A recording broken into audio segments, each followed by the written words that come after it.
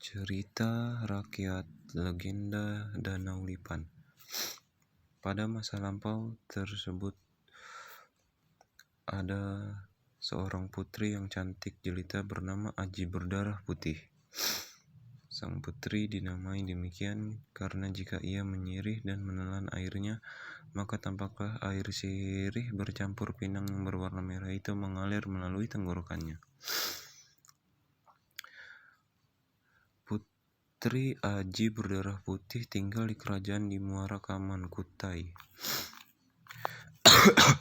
Kecantikan Putri Aji berdarah putih terkenal luas bahkan sampai ke negeri Cina. Alkisah ada seorang raja dari negeri itu yang tertarik akan kabar kecantikan sang putri. Ia pun segera berlayar dengan pasukannya ke Kutai guna melamar Putri Aji berdarah putih untuk dijadikan istrinya.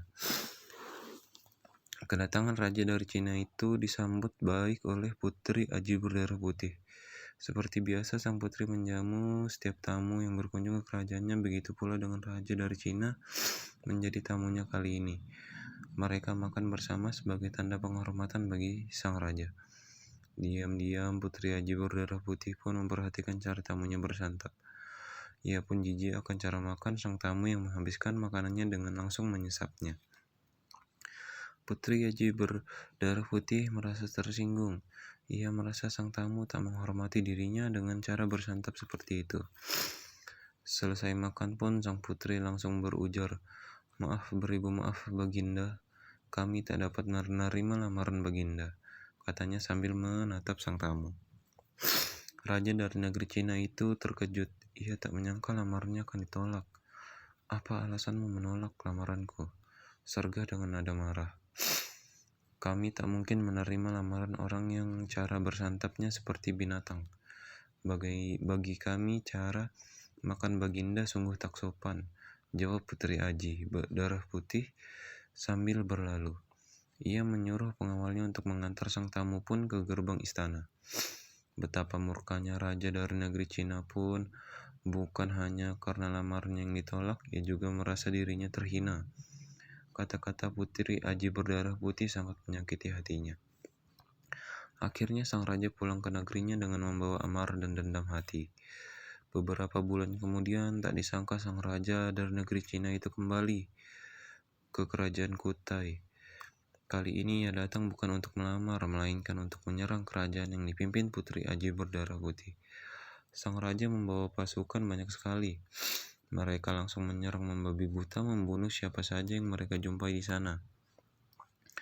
Pasukan kerajaan yang dikerahkan Putri Aji berdarah putih kewalahan menghadapi musuhnya.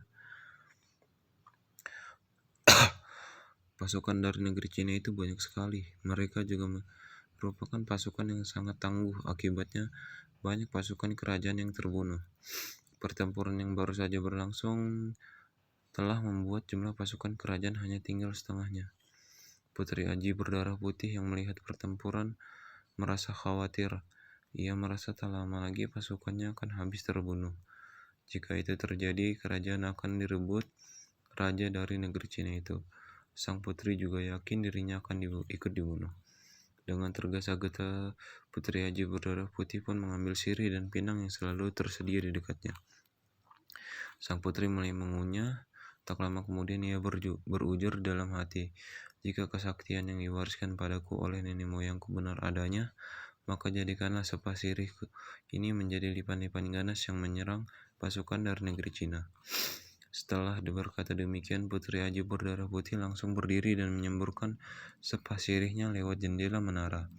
Ia terus menyemburkan sepas sirih yang dikunyahnya tanpa henti. Sungguh ajaib, sepas sirih pun langsung berubah menjadi lipan-lipan ganas yang menyerang pasukan Cina.